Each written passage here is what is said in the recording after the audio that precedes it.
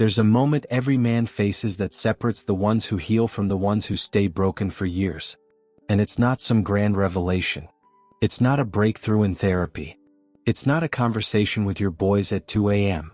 It's a decision. One you've been dodging because it makes your stomach turn. You stop reaching out. Permanently.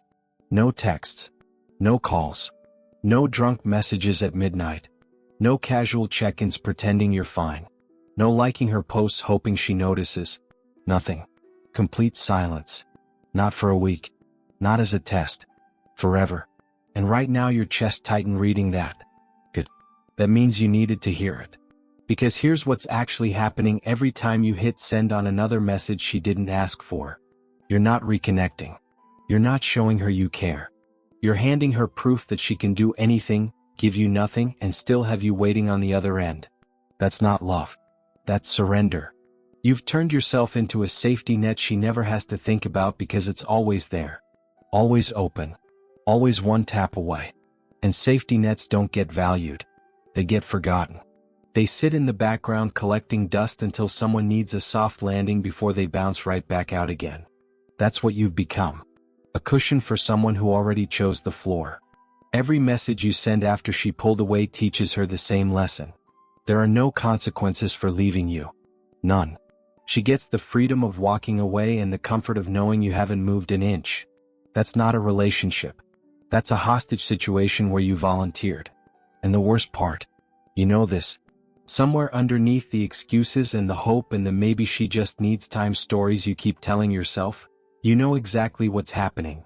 You know she's not confused. You know she's not overwhelmed. You know she's not waiting for the right moment to come back. She made her choice. It's sitting right in front of you disguised as read receipts and one-word replies and silence that speaks louder than anything she ever said out loud. But you keep reaching for your phone anyway. Because stopping feels like giving up. And giving up feels like admitting it's real. And admitting it's real means sitting with a kind of pain that most men will do anything to avoid. So they don't stop. They keep texting. Keep calling. Keep showing up uninvited to a party that ended months ago. And every time they do they lose a piece of themselves they won't get back easily. That ends today. Right now. With you. Not tomorrow. Not after one last message. Not after you convince yourself she still needs to hear from you. Right here. Most men hear the word silence and think it means pretending. Stuffing everything down. Acting unbothered while falling apart inside. That's not what this is. That's performance. That's exhausting. That's a mask you'll eventually rip off at 1 a.m. when you can't take it anymore. Real silence is different. Real silence is surrender to what already happened. Not surrender to her. Surrender to reality. The relationship ended before you knew it was ending. She checked out while you were still checked in. She processed the whole thing, weighed her options, made her decision, and moved on emotionally while you were still planning your next date. That's the part that destroys men. Not the ending itself. The timeline. Realizing you were fighting for something that was already dead. Realizing she reached the finish line weeks ago and you're still running a race that doesn't exist anymore. So when you send that text hoping to change her mind, you need to understand where you're actually standing. You're not walking into a conversation. You're walking into a closed courtroom. The verdict came down. The judge left. Everyone went home. And you're standing at the podium with your opening argument wondering why the room is empty. That's why it never works. Your words aren't wrong. Your timing isn't off. The window you're trying to climb through was bricked over before you even showed up. And this is where men lose years of their lives. Chasing something called closure. Believing if they could just get one honest conversation everything would click into place. If she would just explain herself they could finally exhale and move forward. But that's the trap. You don't actually want understanding. You want a different outcome. You want her to say something that changes the math. Something that reopens the door. Something that proves you weren't wrong to hold on this long. She can't give you that. Nobody can. Because her actions already told you everything. The slow replies. The canceled plans. The energy that disappeared without announcement. The way she stopped showing up long before she officially left. That was the explanation. You just didn't want to read it. Closure doesn't come from her mouth. It comes from you accepting what her behavior already made clear. She's gone. Not physically, emotionally, and probably has been for longer than you want to admit. The silence you're choosing now isn't about punishing her. It's about finally listening. For the first time, you're not talking over reality with hope. You're not drowning out the truth with maybes. You're sitting in what actually happened and letting it teach you what you refused to learn while you were busy chasing. That's not weakness. That's the beginning of everything. Here's what nobody wants to tell you about chasing someone who already walked away. It doesn't just fail. It backfires. Every single message you send after she pulled back makes your situation worse. Not neutral. Actively worse. Think about what happens when you keep reaching out. She withdrew her energy. She created distance. She stepped back to see what life feels like without you in it. And how did you respond? You doubled down. Tripled down. Showed up with more intensity than ever before. You just taught her the most dangerous lesson possible. That leaving costs her nothing. That she can pull away and still keep everything you were offering. That your presence requires zero participation from her side. Once someone learns that lesson, it's over. All tension disappears. There's no wondering what you'll do. No fear of losing you. No reason to second-guess anything. You already showed your hand. You're not going anywhere no matter what she does. Attraction dies without tension. Not drama. Not games. Real, genuine uncertainty about where things stand. The moment she knows exactly how you feel and exactly what you'll do, you become predictable. And predictable isn't attractive. Predictable is furniture. Every desperate message is a nail in that coffin. Every please respond is proof that she controls this dynamic completely. Every heart you pour out in paragraphs she didn't ask for just confirms what she already suspected. You need her more than she needs you. But the damage goes deeper than what she thinks about you. What about what you start thinking about yourself? Every ignored message chips away at your confidence. Every open text with no reply whispers that you're not enough. Every one-sided effort rewires your brain to believe your worth depends entirely on her response. That's the real destruction happening here. Not her perception. Yours. You start operating from a deficit. You stop being a man with standards and become a man who needs one specific person to validate his existence. That neediness infects everything. Your posture changes. Your decisions change. Your energy shifts. People feel it even if they can't name it.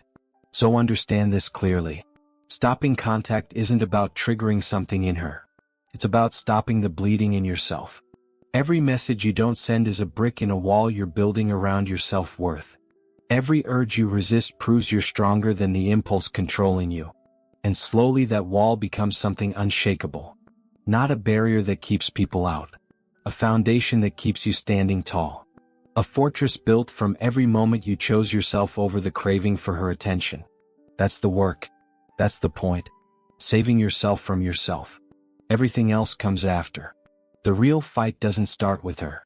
It starts in your own skull. And it's uglier than anything you're ready for. The first couple days you'll feel strong. Empowered even. Like you finally took control of something that was controlling you.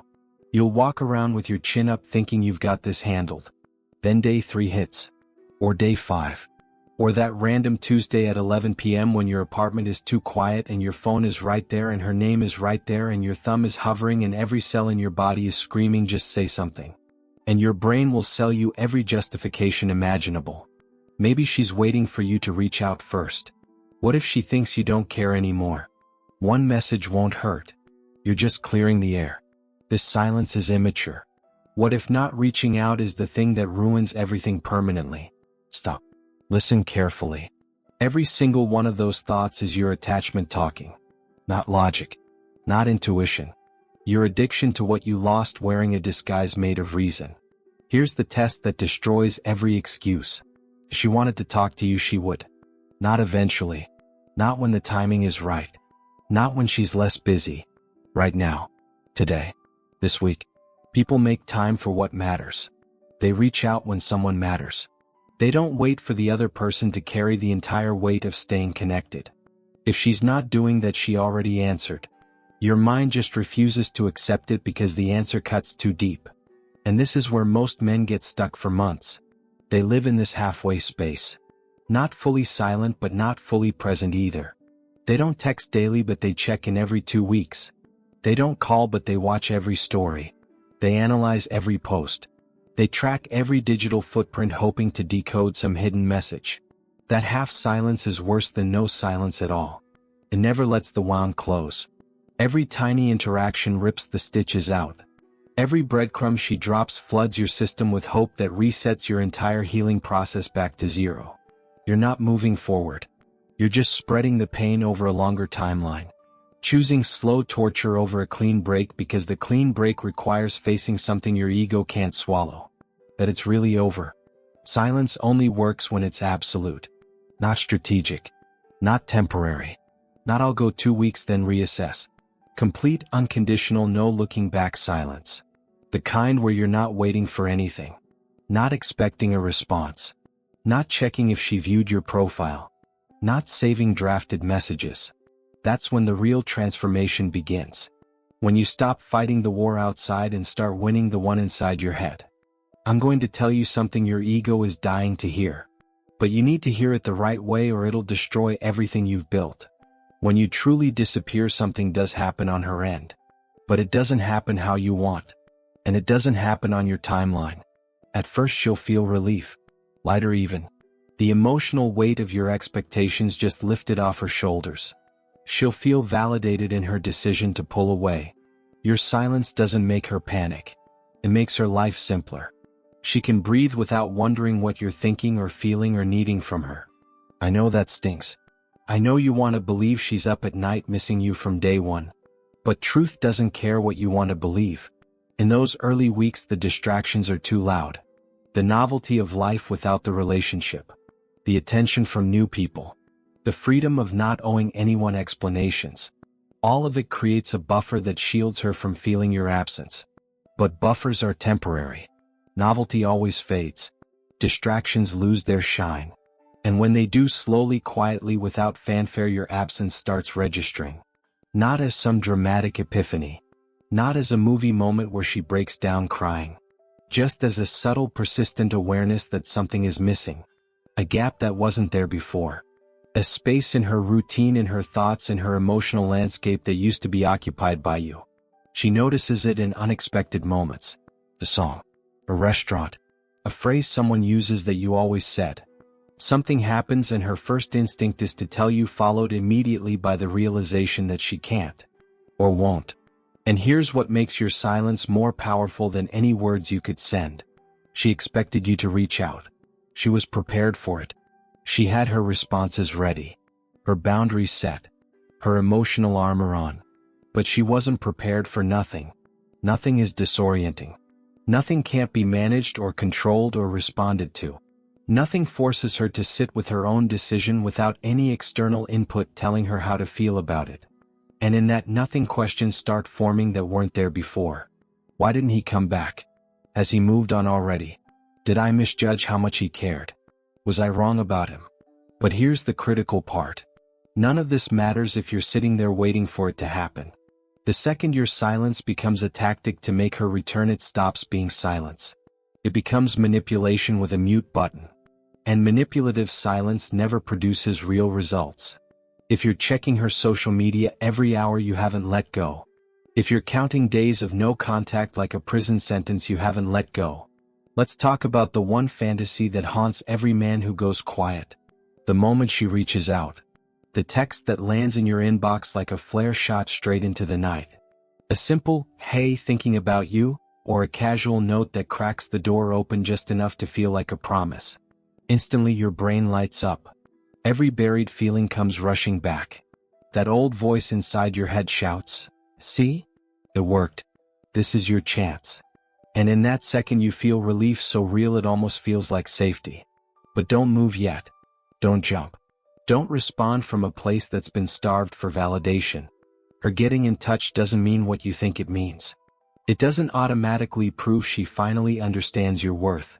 It doesn't always signal regret. And it doesn't guarantee she's ready to give you what you actually need now. Sometimes she reaches out because the other options didn't pan out. Because the new excitement wore off and the world suddenly feels a little colder. Because she wants comfort and familiarity and you are familiar. You're a slot she knows she can slide back into without earning anything because you've done it before. That's not reconciliation. That's convenience dressed up like affection. So before you hit reply, ask yourself one tough question. Has anything truly changed? Not her lines. Her behavior. Is she showing real accountability? Is she addressing what broke and doing real work? Or is she reopening the door and expecting you to forget what she did? If the dynamic is the same energy, same half investment, same excuses, then what she's offering you is a repeat performance. A rerun. The soundtrack is familiar, but it still leads to the same ending. You're not that same person who would rush back seconds after seeing her name. At least you shouldn't be. You've built discipline now, and discipline requires standards. This is why silence can't be about forcing a reaction. It must be about transformation. You're training your mind to evaluate instead of explode. To observe instead of overcommit. To require evidence of change before giving access again. If she comes back and nothing has changed, you don't slam the door. But you don't fling it wide either. You assess calmly, decide honestly, and choose based on who you've become, not on what your past self would have begged for. If it still doesn't fit, you close the door cleanly. That's not bitterness. That's self-respect with clean hands. There's a version of you waiting on the other side of this pain. Not some fantasy. Not a motivational quote. A real tangible man being built right now with every choice you make to stay silent when your heart screams to reach out. And he's fundamentally different from who you are today. Not because he forgot her. Because he stopped letting her absence define him. Here's what you haven't seen yet. You were never just attached to her. You were attached to the version of yourself that existed inside that relationship. The version that felt chosen. That felt necessary. That felt like he mattered in a way that made loneliness feel distant. When she left, it felt like that version of you died. Like the best parts of who you were walked out with her. And that's why the pain cut so deep. It wasn't just losing a person. It felt like losing your identity. But that was always an illusion.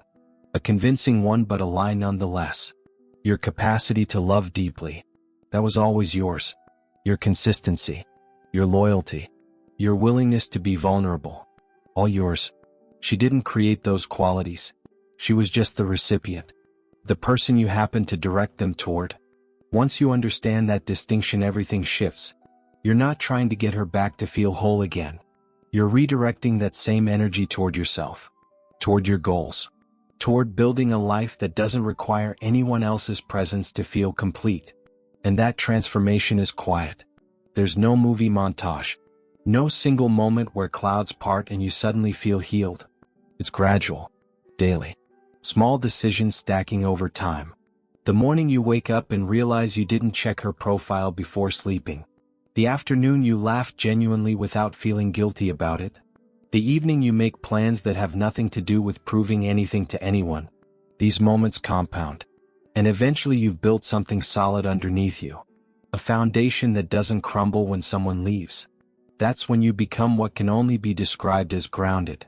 Not cold. Not emotionless. Not some robot who's above feelings. Just stable. Centered. Present in a way that doesn't shift based on someone else's behavior. And that stability becomes magnetic. Not because you're trying to attract anyone, but because most people are reactive. Chaotic. Driven by impulse. Someone who isn't stands out immediately. You stop chasing. Stop performing. Stop proving your value through endless effort. And ironically, that's when people start gravitating toward you in ways they never did before. Your standards rise without announcement. You notice patterns you would have tolerated before and think, no, not anymore. You walk away from what doesn't feel right without needing months of evidence to justify it. That's not bitterness. That's wisdom earned through fire. At the end of all this, after the silence and the struggle and the rebuilding, you arrive somewhere you didn't know existed when this started. It's not happiness exactly. Not indifference either. It's something quieter than both. It's peace. The kind that doesn't need validation. The kind that doesn't require her to acknowledge what she lost for you to know what you're worth. The kind that sits in your chest like a steady flame that nobody else can extinguish because nobody else lit it. And from that place, when her name crosses your mind, and it will occasionally, not with urgency but the way you remember a city you once visited. You don't feel the pull anymore. You don't feel the ache. You don't feel the need to reach for your phone. You just understand. You understand it wasn't all her fault. And it wasn't all yours. It was two people who couldn't give each other what they needed no matter how hard one of them tried. And trying harder was never the answer. Alignment was. And alignment can't be manufactured through effort alone. You understand that the pedestal you built for her was constructed from your own loneliness, your own fear, your own need to believe this one specific person was the answer to something incomplete inside you. And she wasn't.